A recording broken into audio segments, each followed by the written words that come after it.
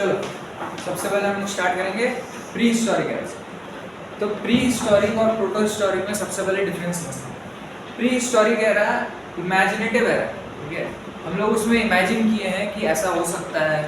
क्यों? क्योंकि उसके ज़्यादा एविडेंसेस नहीं है हम लोग के पास। प्रोटो हिस्टोरिक एरा में आते हैं तो हम लोग के पास एविडेंसेस है, भरपूर एविडेंसेस है। इंडस वैली सिविलाइजेशन सुने हो ना, तो वो प्रोटो हिस्टोरिक एरा में है। क्यों? क्योंकि हम लोग के पास उसके एविडेंसेस हैं, बट उसके जो स्क्रिप्ट्स हैं वो हम लोग डिसिफर नहीं कर पाए, मतलब उसको पढ़ नहीं पाए, उसको समझ नहीं पाए, इसलिए उसके बारे में भी उतना नहीं पता हम लोग को जितना डीप में और पता करा जा सकता। फिर उसके बाद आता है हम लोग का हिस्टोरिक एरा। हिस्टोरिक एरा में हम लोग के पास आएगा वैदिक एज, लेटर वैदिक एज, ठीक है। उसमें क्या है? ऋग्वेद है, तो उसके जो टेक्स्ट है वो सब हम लोग डेसिफर कर चुके हैं, मतलब उसमें क्या लिखा है वो हम लोग समझ चुके हैं, उसको ट्रांसलेट कर चुके हैं और उससे हम लोग इन्फरेंसेस ड्रॉ कर चुके हैं कि क्या हो सकता है क्या नहीं हो सकता है, ठीक है। क्या हो सकता है क्या, उसके पास हम लोग के एविडेंसेस हैं, तो हम लोग को श्योरली पता है कि क्या हुआ क्या नहीं हुआ। बट प्री हिस्टोरिक और प्रोटो हिस्टोरिक हम लोग थोड़ा बहुत अंदाज लगा रहे हैं, ठीक है। तो प्री हिस्टोरिक एरा में पूरा स्टोन एज है, सिर्फ और सिर्फ क्या है? स्टोन एज, ठीक है। तो प्री हिस्टोरिक एरा में 4 एज आते हैं। सबसे पहला लिखो पैलियोलिथिक,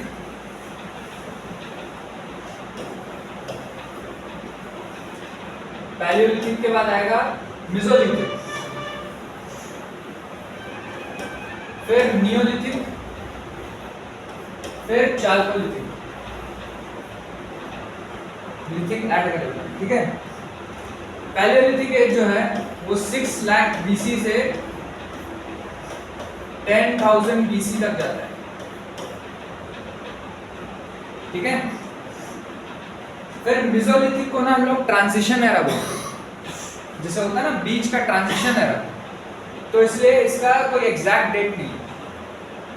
नियोलिथिक एज ये वैसे भी अंदाज है सारे के सारे, बट मेसोलिथिक एज को हम लोग ट्रांजिशन एज बोलते हैं। नियोलिथिक एज में आते आते हो जाता है 6000 से 8000 बीसी। अच्छा बीसी से जानते हो ना, बीसी और before the birth of Christ हम लोग उल्टा गिनते हैं, ठीक है। After the birth of Christ हम लोग सीधा गिनते हैं, ठीक है। अभी हम लोग फॉरवर्ड मूव कर रहे हैं, 2024 आ रहा है, फिर 2025 आएगा, है ना, तो वो क्या फॉरवर्ड जा रहा है। इसमें क्या है, हम लोग थोड़ा पीछे जा रहे हैं। क्राइस्ट के बर्थ से हम लोग जितना पीछे जाते जाएंगे मतलब उतना पुराना, ठीक है। जैसे ये 6 लाख बीसी मतलब सबसे पुराना क्या है? Palaeolithic age. फिर उसके बाद क्या आया? मेसोलिथिक, फिर नियोलिथिक, फिर चाल्कोलिथिक, ठीक है। चाल्कोलिथिक एज जो है 3000 बीसी का। उसके बाद फिर आता है हम लोग का proto historic era. Proto historic era में हम लोग पढ़ेंगे किसके बारे में? इंडस वैली सिविलाइजेशन के बारे में, ठीक है। चलो पैलियोलिथिक एज में आप लोग यार ज्यादा कुछ मत लिखना चाहिए, है ना।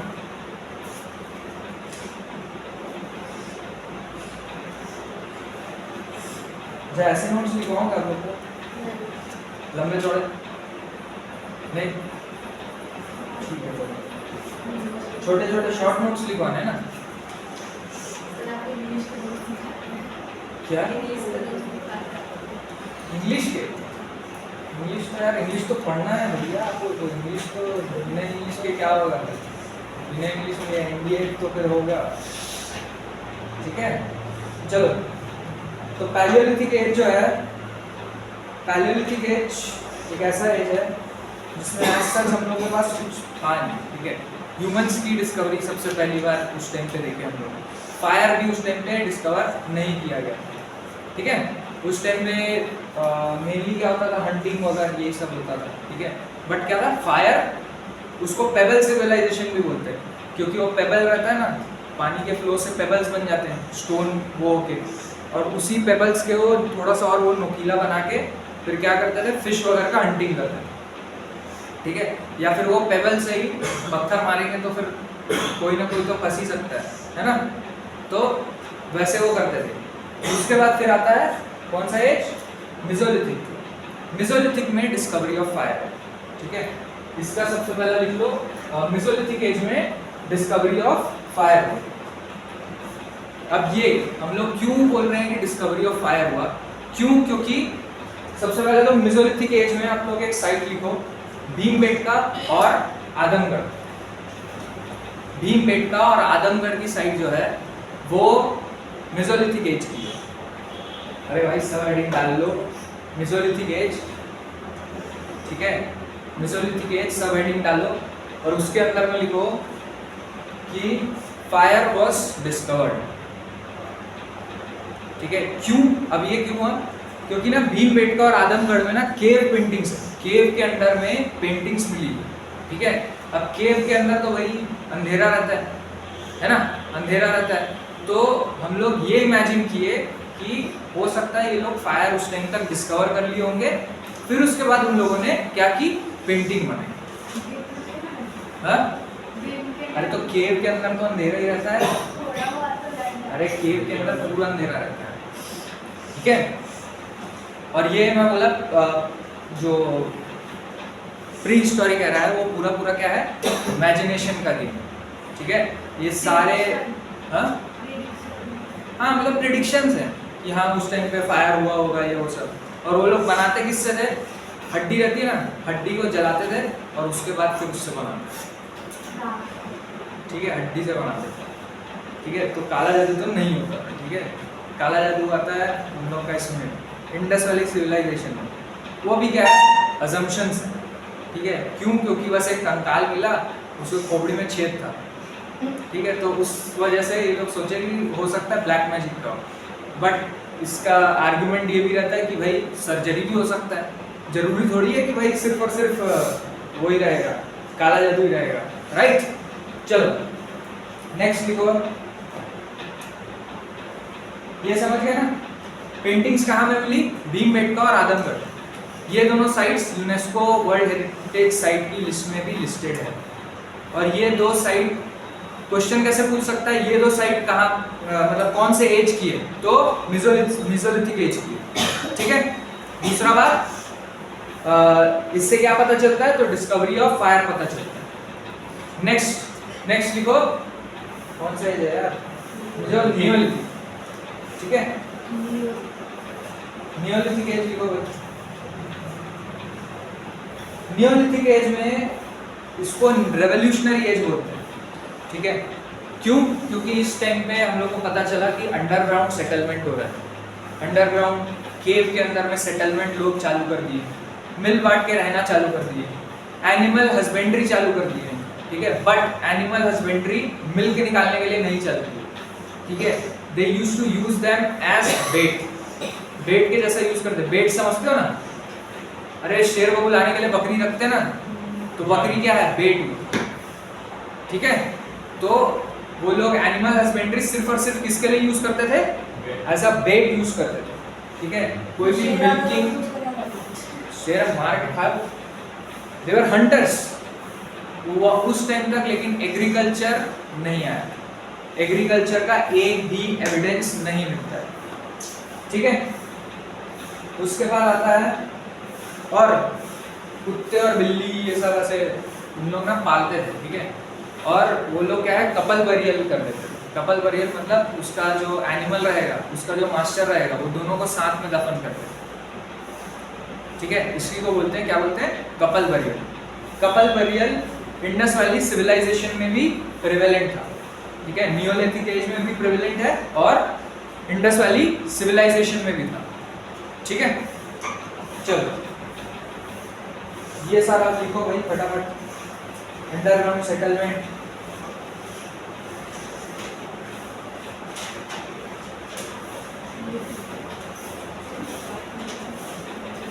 अंडरग्राउंड सेटलमेंट, फिर evidence of animal husbandry, evidence of black grey where. Black grey where कुछ नहीं, वो मटका वटका रहता है ना, उसी को पकाते हैं जब, तो वो काला हो जाता है, तो ब्लैक ग्रे वेयर बोलते हैं उसको, ठीक है।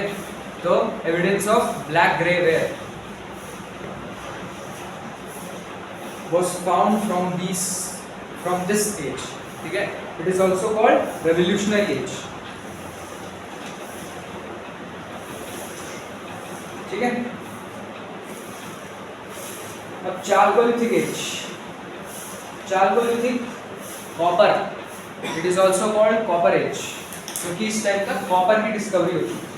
इसके पहले तक नियोलिथिक एज तक भी क्या था, कॉपर ऑपर ये सब कुछ भी डिस्कवर नहीं हुआ था, ठीक है, कोई भी मेटल डिस्कवर नहीं हुआ था। चलो नेक्स्ट लिखो भाई। और ये इसका मेन सेंटर जो है अहर राजस्थान,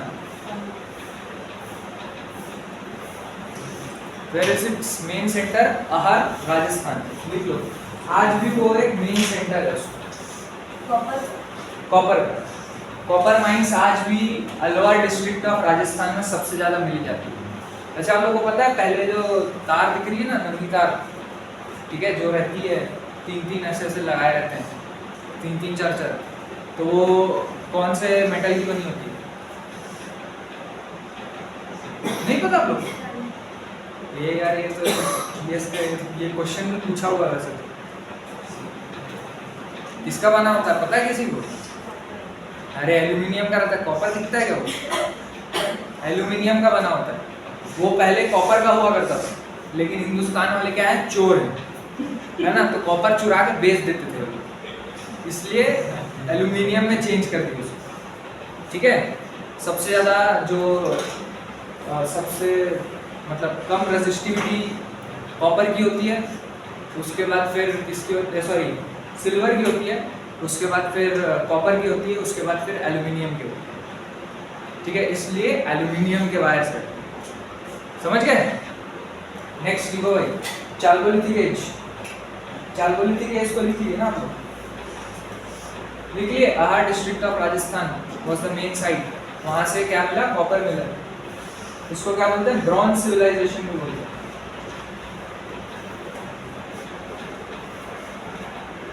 चलो नेक्स्ट अब हम लोग आ जाते हैं proto historic era.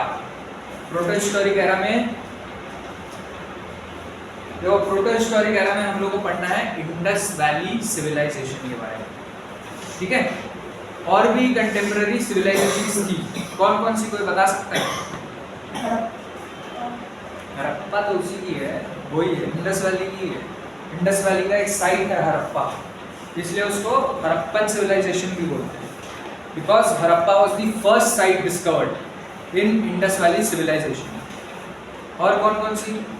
Egyptian civilisation, Mesopotamian, ठीक है, और सुमेरियन। ये तीन सिविलाइजेशन किसके कंटेम्पररी थी? इंडस वैली सिविलाइजेशन के कंटेम्पररी। Okay, understood. चलो नेक्स्ट लिखो,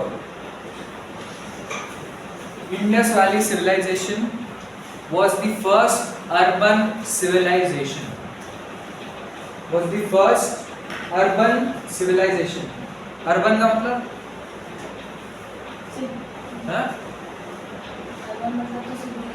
हाँ, तो अर्बन मतलब होता है डेवलप्ड सिटी एरिया, ठीक है, शहरी। रूरल मतलब village area, rural area, village area, ठीक है।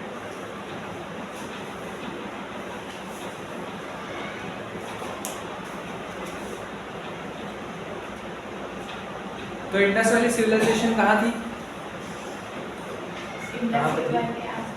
इंडस रिवर के आसपास, राइट, इसलिए उसको क्या बोलते हैं, इंडस वैली सिविलाइजेशन।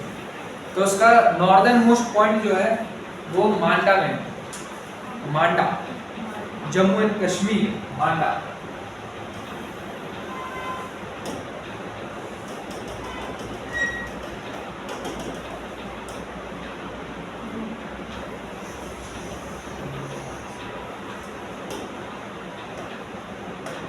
इस साइड क्या पड़ता है, वेस्ट पड़ता है, ईस्ट पड़ता है? ईस्ट पड़ता है ना, पक्का ना? तो वेस्ट बंगाल किसने लेकर? क्योंकि बांग्लादेश के वेस्ट में। हाँ ठीक है, चलो। तो ईस्टर्न मोस्ट पॉइंट जो है आलमगीर,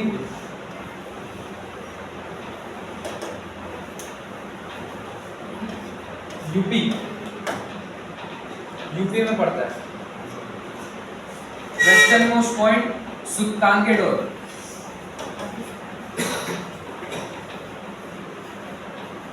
सुल्तानगढ़ और बलूचिस्तान, कहाँ है भाई बलूचिस्तान? पाकिस्तान के पाकिस्तान में ही है बलूचिस्तान। एक कंट्री नहीं, कंट्री नहीं है। पाकिस्तान का पार्ट है, वो कंट्री बनना चाह रहा है, ठीक है। बलूचिस्तान अलग होना चाह रहा है, तो इंडिया उस पर लेवरेज करता है बहुत ज़्यादा, ठीक है। इंटरनल डिस्प्यूट है हम लोग का, जैसे हम लोग यहाँ पे खालिस्तान अलग होना चाहता है, वैसे ही वहाँ पे बलूचिस्तान अलग होना चाहता है, ठीक है। तो सुल्तानगढ़ कहाँ है? बलूचिस्तान में। और इसका जो सदर्न मोस्ट पॉइंट है वो गोदावरी नदी के पास, ठीक है। तो यहाँ तक पूरा क्या था? इंडस वैली सिविलाइजेशन फैला हुआ, ठीक है। चलो अब मेजर साइट्स लिखो, ठीक है। Major cities of Indus Valley civilisation. सबसे पहली द हड़प्पा,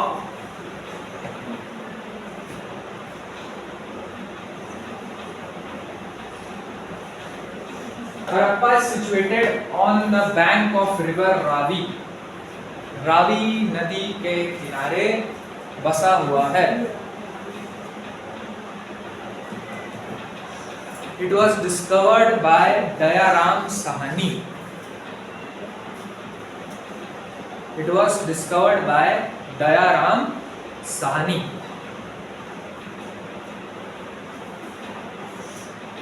अच्छा, किस किस ने मूवी देखी मोहनजोदारो? देखे हो? क्या था उस मूवी में? हाँ, क्या था?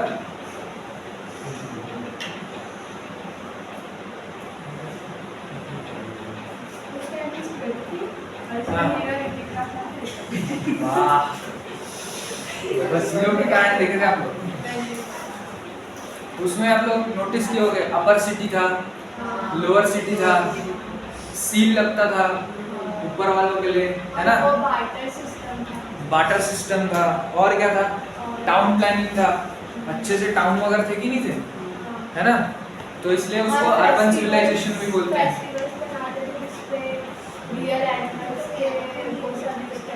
हाँ, ठीक है। चलो, तो क्या था?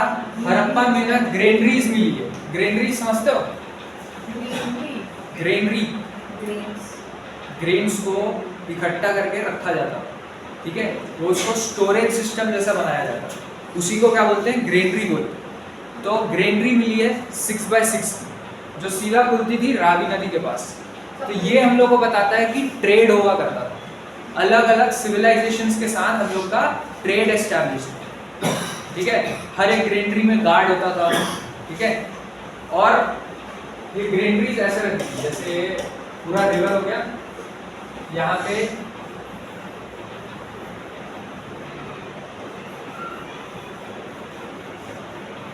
ये पूरा 90 डिग्री में रहता था, मेरे से भी बन नहीं रहा तो ठीक है। तो ऐसा पूरा ग्रीनरीज रहता था। ये जो होता था, यहाँ पे अपर सिटी होता था, जैसा मोहनजोदारो में लिखा है ना, वैसे ही इस साइड पे पूरा क्या होता था? अपर सिटी का पार्ट होता था, और इस साइड पे पूरा लोअर सिटी। अपर सिटी को बोलते थे माउंट अबे, ABE, ठीक है। माउंट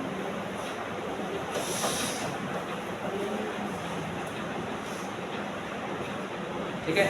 और ये जो पूरा टाउन रहता था, ये पूरा 90 डिग्री में इनकी रोड्स कट हुआ करती थी, 90 डिग्री से, ठीक है। तो इन लोग का हर एक चीज, ड्रेनेज सिस्टम से लेके सब कुछ एकदम बढ़िया रहता था, ठीक है। इसलिए इसको क्या बोलते थे? अर्बन सिविलाइजेशन को, ठीक है। समझ गए? कोई डाउट? अपर सिटी, लोअर सिटी को कुछ नहीं बोलते, लोअर लोग को क्या बोलते?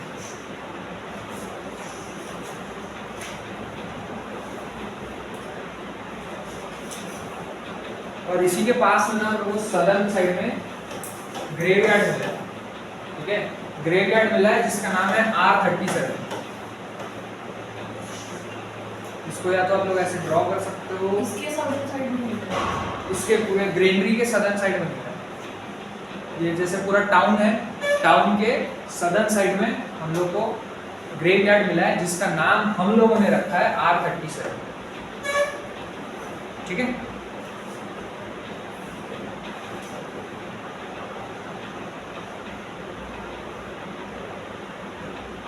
तो मेटल कॉइन तो नहीं मिला है हम लोग को। ठीक है, मेटल कॉइन नहीं मिला है। वो सील जो होती थी ना, वही यूज किया जाता था, जैसा मोहनजोदारो में दिखाया ना वैसी था। ठीक है, तो हिस्टोरिकल मूवीज आप लोग देखते हो तो थोड़ा हिस्ट्री भी पढ़ लिया करो, सिर्फ ऋतिक रोशन देखने के लिए मत देखा करो, है ना। चलो लिखो अब मोहनजोदारो, सेकेंड सिटी मोहनजोदारो।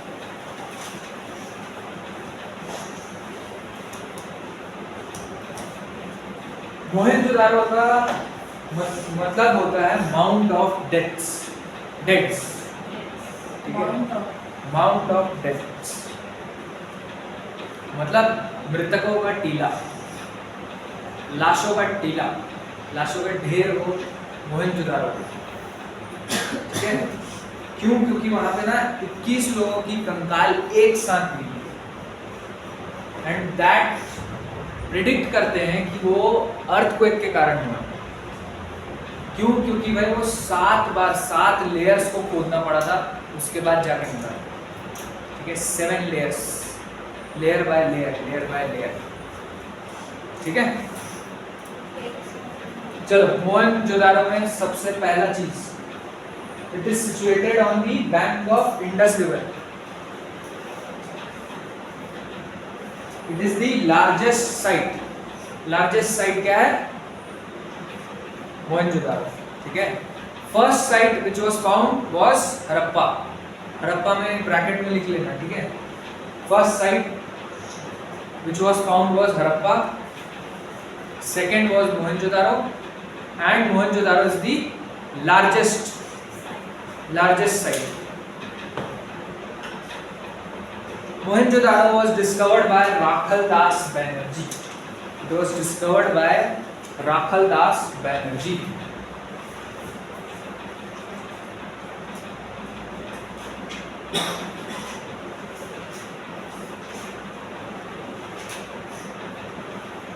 चलो यहां से क्या मिला है? सबसे पहला मिला है द ग्रेट बाथ। ठीक है, द ग्रेट बाथ मूवी में भी था। ठीक है, तो ऐसे पूरा एक पूरा स्विमिंग पूल था समझ। ठीक है, उसके आसपास ऐसे जिसको प्रिडिक्ट करते हैं कि वो प्रीस्ट का भी रूम हो सकता है या फिर चेंजिंग रूम भी हो सकता है। और तो और ये भी बोला जाता है कि भाई ये जो द ग्रेट बाथ है वो कुछ रिचुअल का पार्ट हो सकता है। गुरुद्वारा वगैरह में देखो पॉन्ड होता है, वो जो वहाँ वाले गुरुद्वारा में क्या बोलते हैं उसको, अमृतसर गोल्डन टेम्पल है ना, तो गोल्डन टेम्पल में भी देखे वो एक रिचुअल रहता है उन लोग का बाथिंग का। ठीक है, तो वही सेम चीज इसको भी कंसिडर किया जा रहा है, बट अभी वही क्या है, अजम्पशंस है। ये सारे क्या है? अजम्पशंस। नेक्स्ट लिखो, seal of Pashupati. Seal of Pashupati third seat क्या? थर्ड साइड अरे सील ऑफ पशुपति वो मिला है वहां पे। 2 साइड पढ़ाया हूँ, अभी वहां पे क्या क्या मिल रहा है वो पढ़ा रहा हूँ। तो मोहनजोदारो में द ग्रेट बाथ मिला है, दूसरा सील ऑफ पशुपति मिला है। सील ऑफ पशुपति में क्या है? या तो चलो यार फोटो निकाल लेते हैं।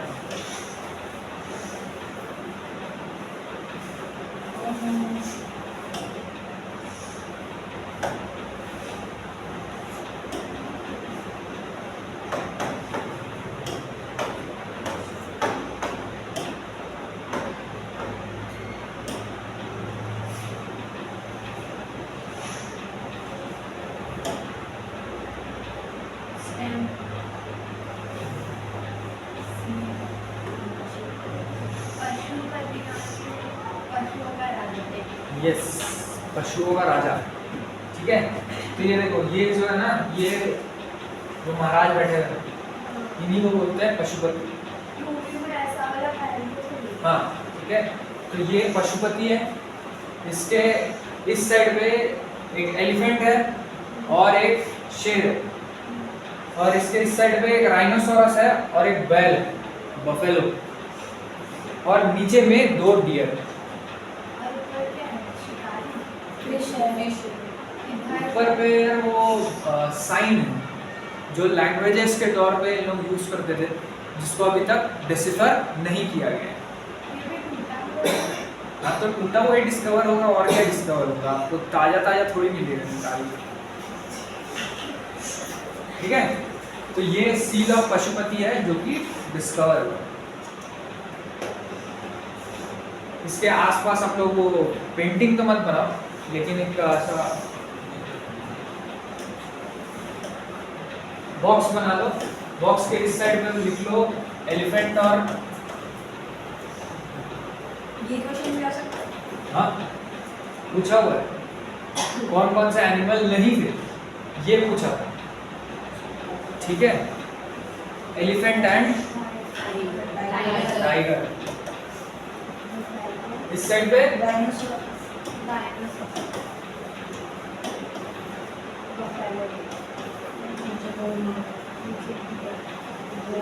अरे जो भी है यार, लिखो। कंफ्यूज हो जाता है spelling कभी-कभी। चलो, बफेलो नीचे में 2 डियर। ठीक है,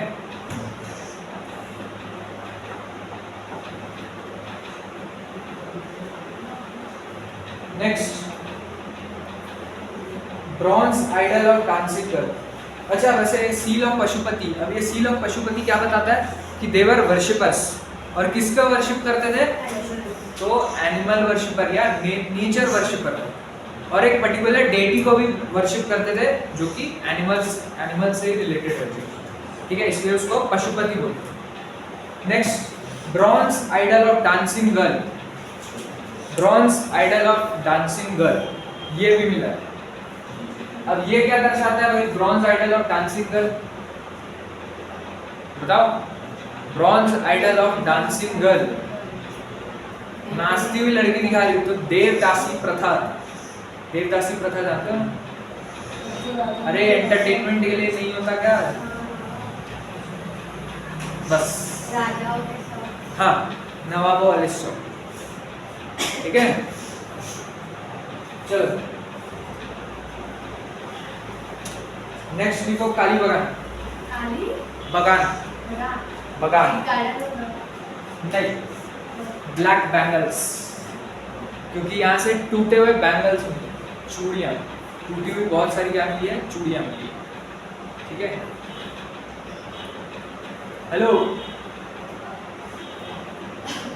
वॉशरूम जाके आ जाओ, पानी पी के आ जाओ। क्या हो गया, तबीयत खराब है? फिर नींद आ रहा है, सोने नहीं मिला, क्यों? रात भर केमिस्ट्री पढ़ रहे थे। अच्छा, टेस्ट था ना, सबका टेस्ट था, कैसा गया? एकदम मस्त। आप तो इतना पढ़े हो, फिर उसके बाद कैसे अच्छा नहीं है? हाँ, तो सोना भी तो पड़ता है उसके लिए। ये तो गलत है ना, जब भी टेस्ट रहे तो आप लोग सो के जाएगा। पावर नैप ये क्या होता है?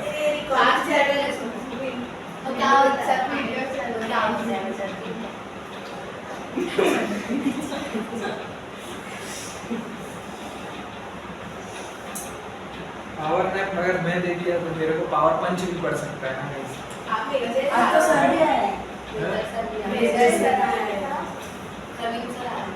अच्छा, प्रवीण सर आया क्या? अच्छा, वो देख रहे हैं। चलो,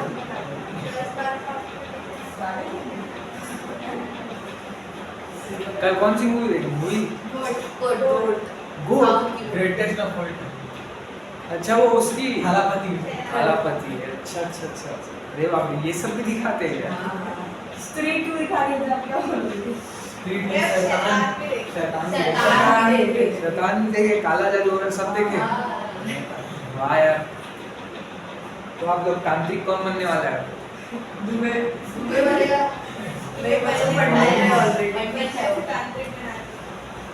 चलो, चलो काली बगान लिखो भाई, हो गया बहुत बात हो गई। चलो हाँ? बोरिंग लग रहा है? देखो अब ये तो बोरिंग है, अब क्या करोगे? इमेजेस दिखाओ, चलो इमेजेस दिखाओ।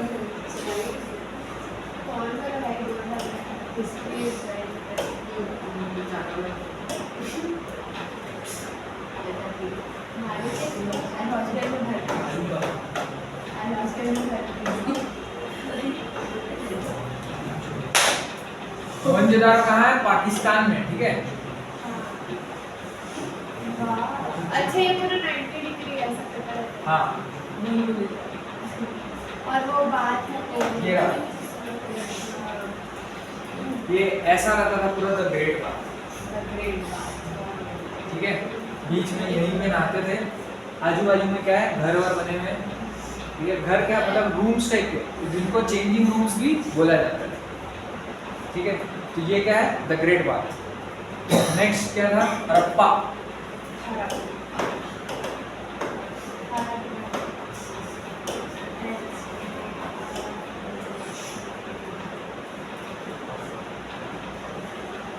तो वही हाँ। ये देखो ऐसा, चलो इसमें इतना तो वो नहीं दिख रहा है, लेकिन आप लोग देख रहे होंगे ये जो आसपास ऐसे ऐसे बना हुआ है, ठीक है। आजू बाजू ये जितनी भी है ग्रेनरीज है, जहाँ पे ग्रेन्स को रखा जाता है। और ये जो एरिया, ये पैसेज रहता था ना, ये मतलब वो सिविलाइजेशन का रहता था, और जहाँ पे लोग रहते थे, जिसे बताया ना अपर सिटी लोअर सिटी। और ये जो खुलता था ना, वो रावी नदी के बैंक में खुलता था, क्योंकि ग्रेनरीज का फिर ट्रेड तो वहीं से होगा, है ना। तो ग्रेनरीज को अब ऐसी जगह पे रखोगे ना जहाँ से फिर उसके बाद चलो आगे लेके जाएंगे, राइट। तो ये चीज़ रहता है। लिंक्डइन से निकाला हुआ है, लिंक्डइन में कौन डालता है?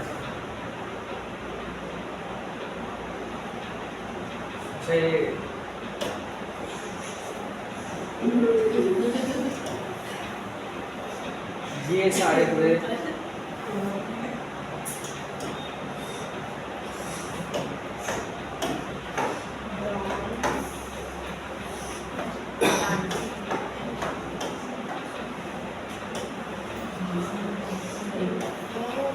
ऐसा स्टैचू, ठीक है। चल नेक्स्ट कालीबंगा। ये सबसे काली बगान को ना सबसे ज्यादा वो साइड बोलते हैं, रूइंड साइड बोलते हैं। सबसे खराब है ये सब है। क्या? भूत? हमारे हॉस्टल में तो है। हॉस्टल में भूत? आप लोग एक दूसरे को बोल रहे होंगे। एक दूसरे का तुम्हारा स्क्रीन है। एक बच्ची की आत्मा करते क्यों भाई? उसको भी गाना जबरदस्ती पढ़ने के लिए तो सफाई।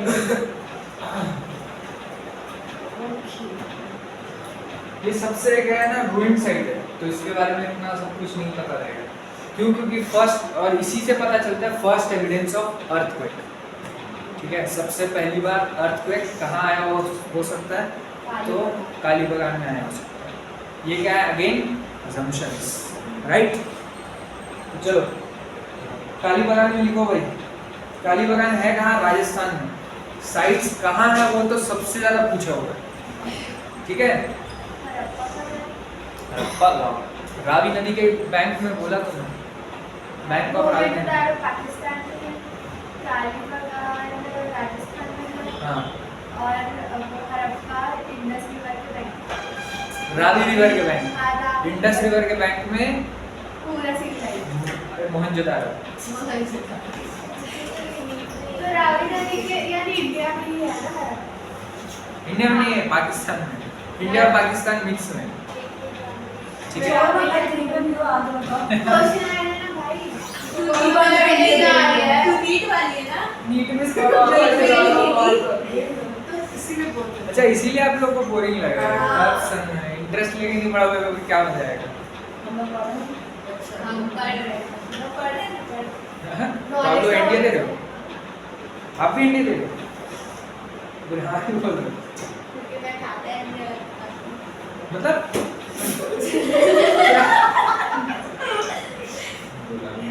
क्योंकि वो मैथ्स वाले लोग बैठा रहे हैं। मैथ्स वाले हो इसलिए। तो आप लोग नीट वाले तो बायो वाले हो ना, हाँ, तो आप लोग को क्यों बिठा दे रहे हो? पढ़ रहे हैं। चलो अच्छा है, जीएस तो पढ़ना चाहिए। वही जीएस तो क्या है? अरे जीएस बाद में बहुत काम आएगा, देख लो। अगर डॉक्टर नहीं मिले तो। क्यों नहीं मिलेगी? चलो नेक्स्ट लिखो भाई, काली बागान में ब्लैक मैजिक का भी। Black magic. हाँ, ब्लैक मैजिक के एविडेंसेस मिलते हैं, बट वो 100% श्योरिटी नहीं है कि वो ब्लैक मैजिक ही है। तो सर्जरी का भी हो सकता है। सर्जरी का भी हो सकता है, ठीक है। एक खोपड़ी मिली है जिसके बारे में 6 एक ही मिली। एक देखो, history is all about single evidences से भी हिस्ट्री पढ़ी जाती है, ठीक है। क्योंकि अब इतने एविडेंस तो आप लोगों को नहीं मिलेंगे ना, यहाँ एक केस में ही नहीं मिलते इतने एविडेंस, तो इसमें तो क्या ही मिलेगा। इसमें इतने मिल जा रहे हैं, वही बहुत है। कैसे पता लगाते हैं? कब की बात? अरे कैसे पता लगाते हैं कि कब की बात है, कौन से एज का है? वो सब स्प्रे वगैरह करता हूँ। हैं? सीआईडी में। केमिस्ट्री का एज है भाई, केमिस्ट्री का पार्ट है। बताओ, पढ़ रहे हो आप? कितने पुराने हैं? रेडियो कार्बन डेटिंग सुने हो? C12 कार्बन एटम और C14 कार्बन एटम, उससे ही पता चलता है, ठीक है। हाँ, कितनी पुरानी है उसका एज जो होता है वो इसी से पता चलता है, ठीक है। ये क्वेश्चन भी पूछा हुआ है, इसमें पूछा हुआ, मेरे को ध्यान नहीं आ रहा है, बट पूछा हुआ है, ठीक है। चलो नेक्स्ट लिखो, लोथल। लोथल डॉकयार्ड, इसको डॉकयार्ड भी बोलते हैं, डॉकयार्ड सिटी ऑफ, तो ये है, ये भी ये गुजरात में, ठीक है। वाह, ठीक है। इसको पोर्ट टाउन भी बोलते हैं। पोर्ट होता है ना भाई, पोर्ट समझते हो ना? सी पोर्ट, बंदरगाह है ना, बंदरगाह। कोई गया है बंदरगाह में? पोर्ट में गए हो? नहीं गए हो? दमन और दीव क्या है? पोर्ट में आता है कि दमन में? दमन एंड दीव तो हो सकता है, मुझे उतना आइडिया नहीं है। पोर्ट मतलब सी पोर्ट, मतलब ऐसा वैसा पोर्ट नहीं भाई, वो एयरपोर्ट जैसा होता है। शिप्स आते हैं। क्रूज में बैठे हो? सोमनाथ वगैरह क्रूज में बैठे हो? कौन सा क्रूज में बैठे हो? गोवा के क्रूज में बैठे हो? अच्छा, चलो मैं एक बार पोर्ट गया था, वो उसका सिस्टम पूरा एयरपोर्ट जैसा होता है। उसमें आपको पासपोर्ट, वीज़ा सब कुछ लगता है, ठीक है। मैं सिंगापुर से मलेशिया गया था, तब की बात है। कितने दिन में पहुंचे थे? हाँ, कितने महीने में पहुंचे थे? सिंगापुर से मलेशिया आजू बाजू है वो, फिर भी एक 2 दिन मैक्सिमम और है। वो मेन तो वो क्रूज ट्रिप था, ठीक है, वो क्रूज ट्रिप था। और वो क्रूज तो भैया पता भी नहीं चलता भाई उसमें टाइम, बहुत सही, वो क्रूज बहुत बढ़िया, ठीक है। तो उसमें जैसे जब कंट्री चेंज हो गई ना, सिंगापुर से क्या हो गया, क्या हो गया? पानी में वैसे बॉर्डर वार्डर रहता है क्या? क्या पानी में मतलब? दूसरे कंट्री में जाते हाँ। हैं बॉर्डर वगैरह रहता है। तो इसीलिए तो आपका पासपोर्ट वगैरह सब कुछ चेक होता है, वो पोर्ट में ही हो जाता है ना। वो पोर्ट में पता चल जाता है कि हाँ आप इस कंट्री से इस कंट्री जा रहे हो, उसी में आपका वीज़ा का थप्पा लग जाएगा, या आपके पास वीज़ा होना चाहिए और फिर पासपोर्ट में कोई थप्पा और लग कंट्री का जाएगा। बोल के सीधा सीधा निकलता जा रहा है, ऐसा थोड़ी होता है उन लोग को भी तो अथॉरिटीज़ का वो देना है, फिर वहाँ के वाटर्स की जो कोस्ट गार्ड रहेगी, जो इंडियन कोस्ट गार्ड है जैसे, ठीक है। अब मान लो पाकिस्तान से कोई आ रहा है, इंडियन कोस्ट गार्ड या इंडियन नेवी पकड़ ली, फिर तो हो गया, उन लोगों के पास ना पेपर्स है, ना कुछ है, ना परमिशन है, लो भाई अंदर।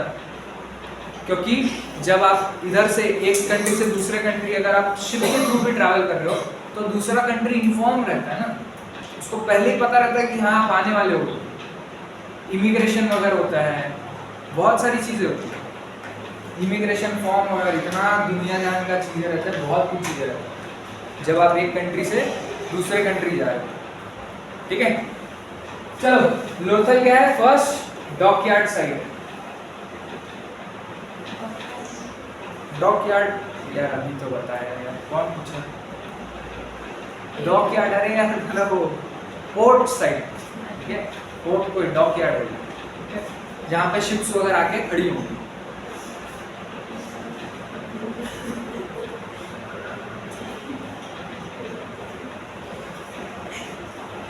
चलो ये कहाँ है वो लिख लेना बस, ठीक है, अहमदाबाद गुजरात में है।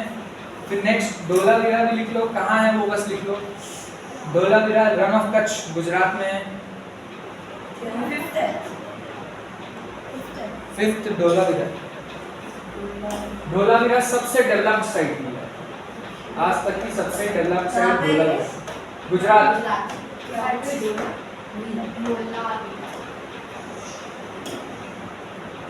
रन ऑफ कच्छ गुजरात में है। इसको यूनेस्को वर्ल्ड हेरिटेज साइट भी डिक्लेयर किया गया।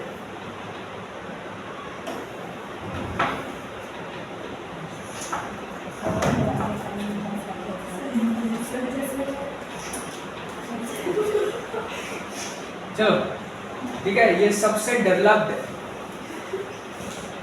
यहाँ पे आप देख सकते हो 90 डिग्री पे रोड्स कट हो रहे हैं, प्रॉपर ड्रेनेज सिस्टम था, हर एक चीज यहाँ का प्रॉपर था।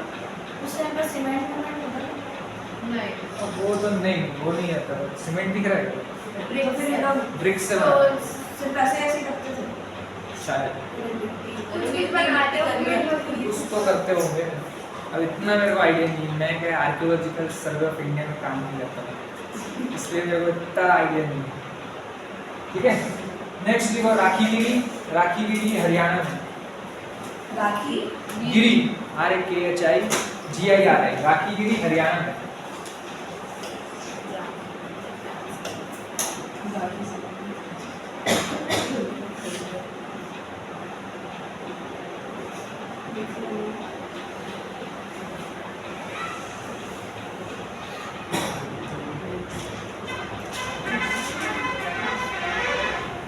चलो अब जो डिक्लाइन, हाँ एग्रीकल्चर तो था ही, ये सब तो था, ये सब तो हम लोग समझ गए।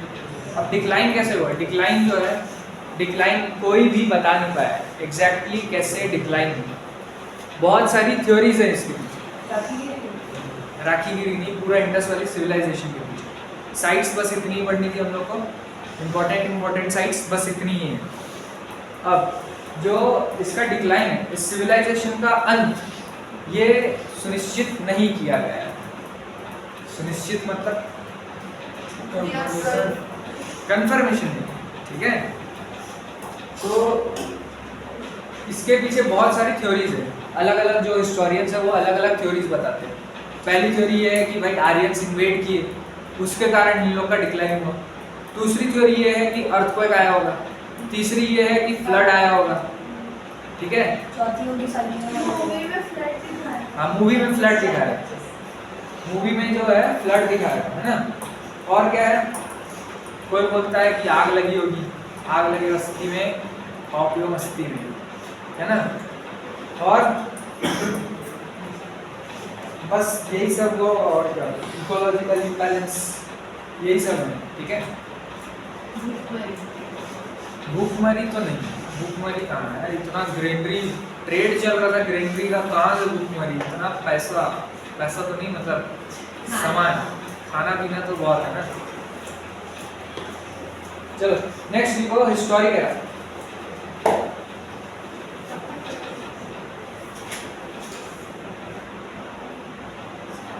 भाई आप लोग को मैं 4 क्लास का चीज एक क्लास में पढ़ा रहा हूँ। यहाँ देख लो, ऐसे नोट्स बनवा रहा हूँ अरे तुम लोग आइडिया वाला काम लेना भाई। अरे ये लोग को सर हम लोग को लिखा कॉपी देते चलेगा। हां हैं? कॉपी देते। कॉपी नहीं, अबे और इधर वापस बनाए। और आप आइडिया दे हमारे पास बस कर बोर्ड का पढ़ो, हाँ, केमिस्ट्री पढ़ो। हिस्ट्री टाइम पास के लिए वाह। पासवर्ड के रस्ते आप लोग कोई बुक वगैरह पढ़ते हो कि नहीं पढ़ते? बुक पढ़ते हो? बुक रीडिंग का शौक किसी को? बुक रीडिंग नहीं? समय नहीं मिलता। समय नहीं मिलता बुक रीडिंग का? लाइब्रेरी तो आप लोग की हॉबीज क्या क्या है? एक करके बताओ, ये हॉबीज क्या है? पेंटिंग। अच्छा, इसीलिए बायो। बायो में तो बहुत अरे मेरे जो आर्ट्स के टीचर थे वहाँ पे स्कूल में, वो बायो इसीलिए लिए थे कि पेंटिंग वगैरह जो ड्राइंग अच्छी थी इसलिए वो। हाँ, और उसके बाद फिर वो बंद भी गया। ठीक है, आप लोग बताओ हॉबीज क्या है आप लोग? गप्पे मारो। ये ऐसा भी नहीं है। चलो ठीक है।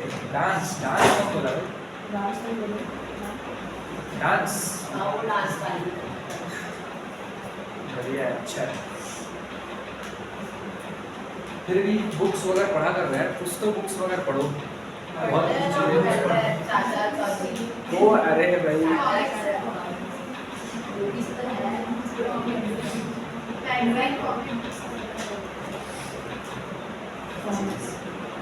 चलो लिखो। अर्ली वैदिक एरा, स्टोरी क्या है? हिस्टोरिक एरा नहीं, अर्ली वैदिक और लेटर वैदिक एरा आता है। अर्ली वैदिक एरा अब अर्ली वैदिक एरा में ऋग्वेद लिखा गया। 4 वेद होते हैं ना, ऋग्वेद, कौन कौन से? और अथर्ववेद।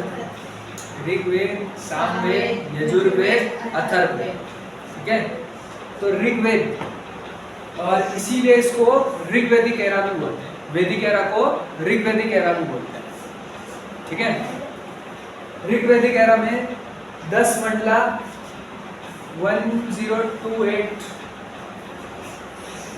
क्या है भाई, सूक्तास और 1055 ऐसा कुछ करके मंत्रा था। तो बहुत बड़ी बुक है। ठीक है, 10 मंडला मतलब 10 बुक। ठीक है, ऋग्वेद मान समझना एक बुक है, भगवत गीता जैसे नहीं है। 10 बुक्स मतलब ईच मंडला, आप लोग सोच रहे हो एक मंडला की एक बुक, तो 10 मंडला टोटल। अच्छा, और सबसे ज्यादा बार कौन से एनिमल का जिक्र किया गया ऋग्वेद में? है? हाथी हाँ, ऐसे से सब बोल लो ना अभी। ऋग्वेद में सबसे ज्यादा बार अश्वा का जिक्र किया है, घोड़ा। सेकंड उसमें आता है काऊ। ठीक है, दूसरे नंबर पे जो सबसे ज्यादा बार जिस एनिमल का जिक्र किया गया है वो है काऊ। ठीक है, अब ऋग्वेद में आर्यंस को बहालिक बोला गया है। क्या बोला गया है? बहालिक। बहालिक, आर्यंस, ARAYANS, आर्यंस। सेम ही तो है। क्या बोलते थे? क्या बात? बहालिक। बाहर। और ये किसमें मेंशन्ड है? ऋग्वेद में मेंशन्ड है। क्या बोला है? बाहर वाले, बाहर वाले।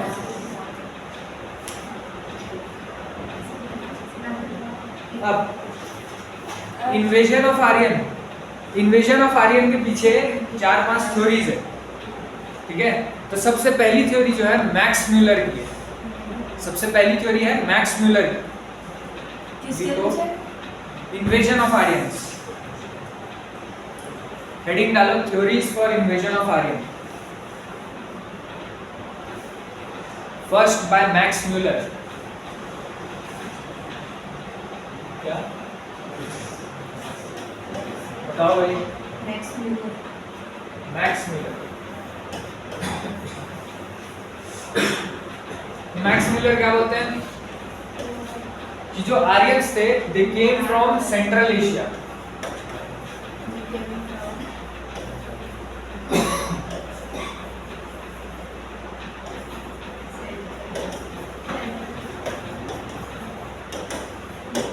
ओके, बहालिक या आर्यंस जो थे वो कहां से आए थे? सेंट्रल एशिया से। और इसका जो एविडेंस है वो कैसे देते हो? तो एक इंस्क्रिप्शन है, बोकोचकोई इंस्क्रिप्शन।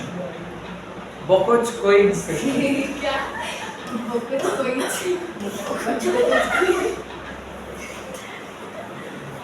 बोकोचकोई इंस्क्रिप्शन। कोई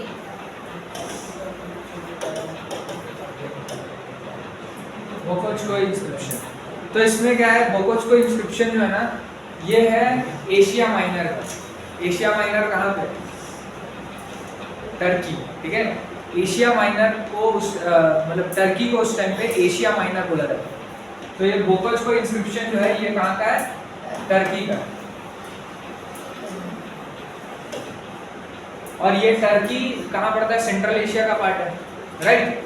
तो बोकोचकोई इंस्क्रिप्शन में कुछ ना भगवानों के नाम, जैसे ऋग्वेदा में बहुत सारे भगवानों के नाम है ना, इंद्रा, वरुणा, ये सारे क्या हैं?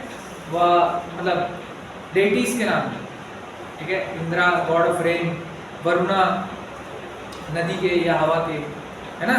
तो ये सारे क्या है? गॉड ऑफ मतलब इनके नाम है। तो वैसे ही 4 गॉड के नाम सिमिलर फाइंड किए गए, ठीक है। 4 गॉड के नाम जो ऋग्वेदा में लिखे गए हैं और 4 गॉड के नाम जो बोकोचकोई इंस्क्रिप्शन में है, दोनों सेम, ठीक है। इसलिए क्या है, थोड़ा बहुत रिलेशन फाइंड आउट एस्टेब्लिश करने का कोशिश किया गया। सेकंड है ज़ेंडावेस्टा।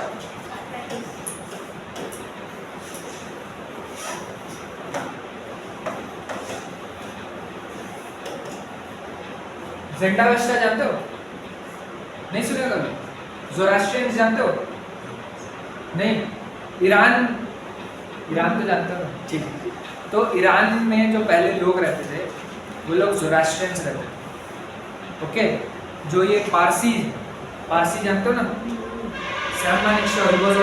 पारसी, राइट। तो पारसी जो थे वो ज़ोरास्ट्रियनिज्म फॉलो करते थे, दे वर ज़ोरास्ट्रियंस। तो उनकी बुक थी जो होली बुक है, उसको बोलते हैं ज़ेंडावेस्टा। ऋग्वेदा और ज़ेंडावेस्टा की बुक में भी क्या किए गए? रिलेशंस फाइंड आउट किए गए, ठीक है। सिमिलैरिटीज मिली कुछ। इसके वजह से बोला गया कि आर्यंस कहाँ से आए? सेंट्रल एशिया से इन्वेड किए, समझ गए? तो 2 बुक्स के कारण मैक्स म्यूलर ने बोला कि भाई आर्यंस कहाँ से आए? सेंट्रल एशिया से आए, ठीक है। और इनकी थ्योरी को सबसे ज्यादा क्या है, सही माना जा रहा है। क्यों? क्योंकि वो प्रूफ ज्यादा दे पा रहे हैं, राइट। नेक्स्ट देखो भाई, मैक्स म्यूलर के बाद बाल गंगाधर तिलक, सुने हो ना नाम? बाल गंगाधर तिलक, उन्होंने भी अपनी एक थ्योरी दी, ठीक है। हाँ, थ्योरी दी थी। इसमें आर्टिक होम ऑफ आर्यंस, उनकी बुक है Arctic home of Aryans.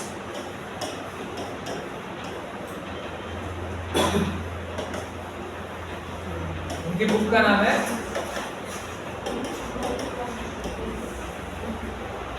Home of Aryans. Arctic home of Aryans में इन्होंने बोला कि जो आर्यंस थे वो कहां से? नॉर्थ पोल से इन्वेड की, ठीक है।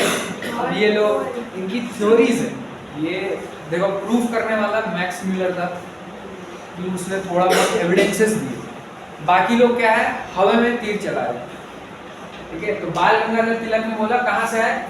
North pole. फिर उसके बाद आते हैं दयानंद सरस्वती। Who was Dayanand Saraswati? दयानंद सरस्वती की बुक है सत्यार्थ प्रकाश। सत्यार्थ प्रकाश, अच्छा ये बुक हाईलाइट कर लेना है ना, बुक भी पूछता है कितना। बाल गंगाधर तिलक की बुक का नाम है Arctic home of Aryans. Dayanand Saraswati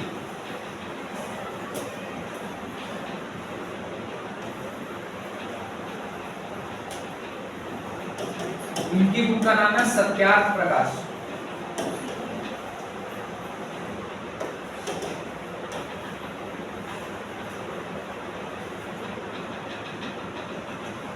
ठीक है, इनकी बुक का नाम है सत्यार्थ प्रकाश। इसमें इन्होंने बोला कि भाई आर्यन जो थे तिब्बत से आए थे। तिब्बत जानते हो? चाइना उसको एक्वायर कर लिया। क्या हो गया?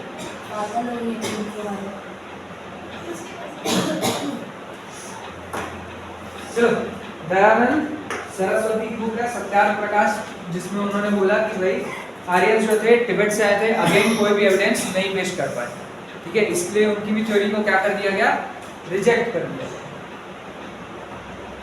चलो अब नेक्स्ट हम लोग लिखते हैं rivers and their ancient names. Rivers and their ancient names.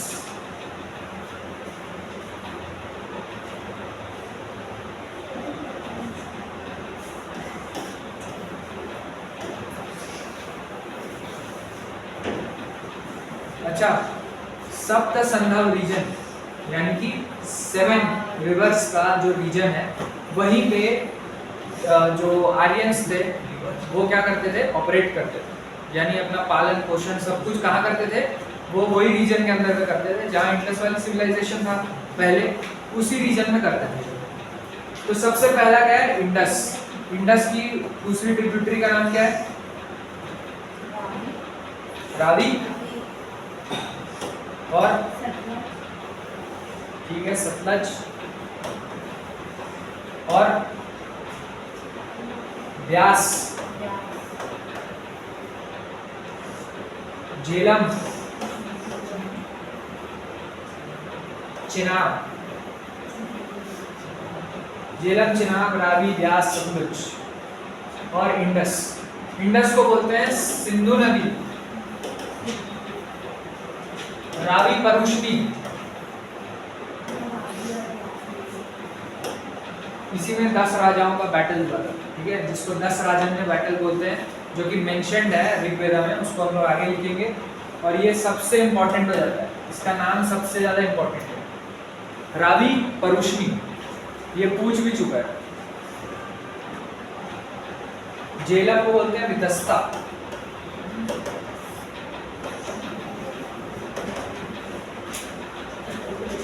क्या है? वितस्ता,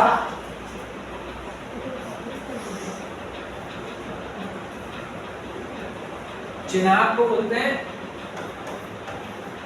अस्किनी,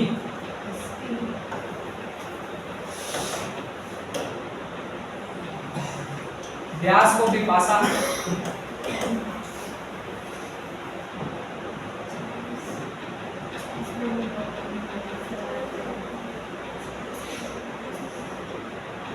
सतलुज को समुद्री,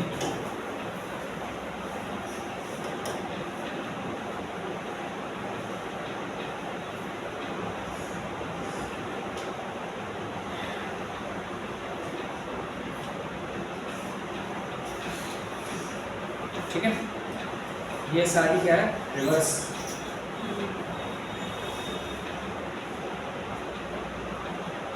देखिए अब हम लोग पढ़ेंगे ऋग्वेदिक क्वालिटी के बारे में।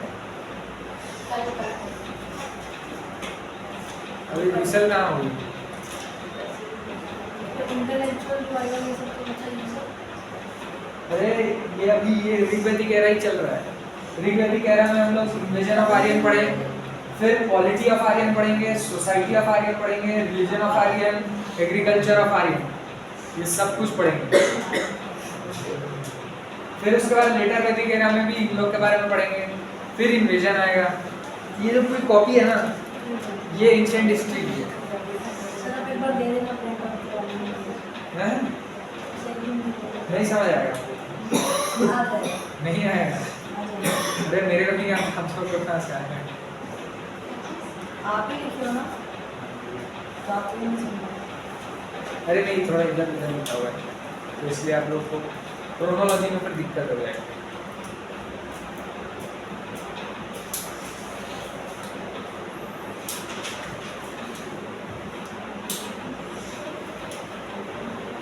क्या नहीं पढ़ना है?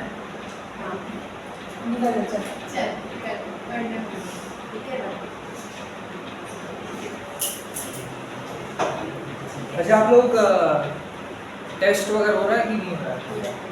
टेस्ट करे यार एनटीए के पहले होता था 2-3 बार हुआ मतलब हमारा तो वही था ना रीड वाला होगा 2-3 हम लोग का बस वही 2-3 बार बस हुआ अरे यार इसकी सबसे ज़्यादा मैं देखो मैं आप लोग को अपना एक्सपीरियंस बता रहा हूँ, सबसे ज़्यादा इम्पोर्टेंट जो है वो मॉक सॉल्विंग है, ठीक है? सबसे इम्पोर्टेंट मॉक सॉल्विंग। मॉक जितना आप लोग दोगे उतना बेटर। आप लोग 40-50